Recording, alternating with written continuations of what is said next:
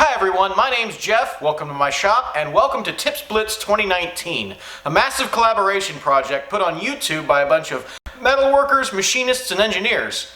I've also been able to sneak in too, they haven't figured it out yet. I'd like to share some tips with you today for just general little things that maybe you haven't thought of while working in your home shop. Obviously the first one is that we need to wear eye protection. If you're like me and you normally wear prescription glasses just to be able to see everything all day, you might just carry those into the shop and just consider those to be your eye protection as well. However, most of those really aren't rated for very much protection. Best case scenario, if you do come into an accidental situation, you could damage your glasses and then really not be able to see out of them until you get new ones. Or worst case scenario, they don't actually offer you any protection and you still get damage on your face and specifically eyes. Now me, I'm wearing contacts and I got these really cool rated glasses. They're rated for impact resistance. They're actually a gift from a buddy, so thanks Ben.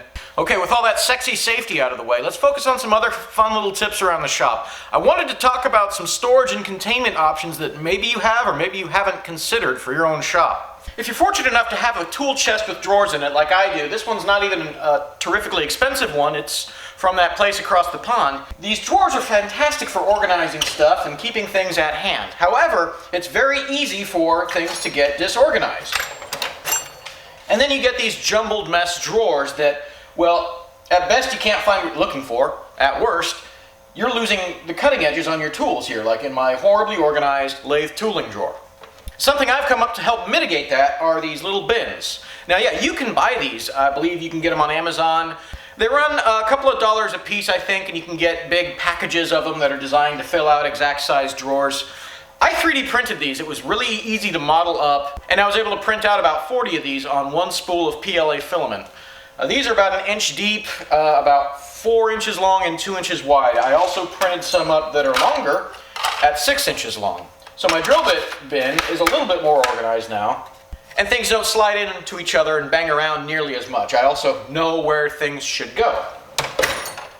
These little bins are actually really good just all around the shop. I keep about 6 or 8 just handy on any one of my workbenches to keep like the bits I'm using for a particular project, like 3 different size bits over at the drill press, or small parts like screws and small pieces from something I'm disassembling, or any other hardware. Sometimes I'll even use them to throw SD cards for the DSLR in.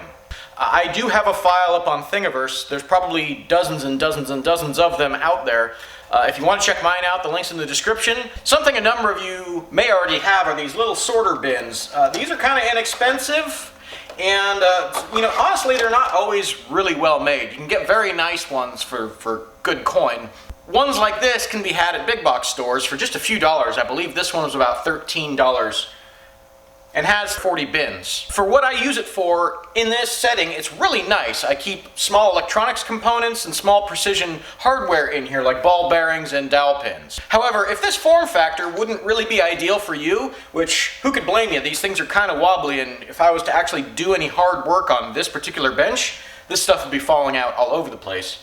You can take these drawers out and use them as your own sorting bins.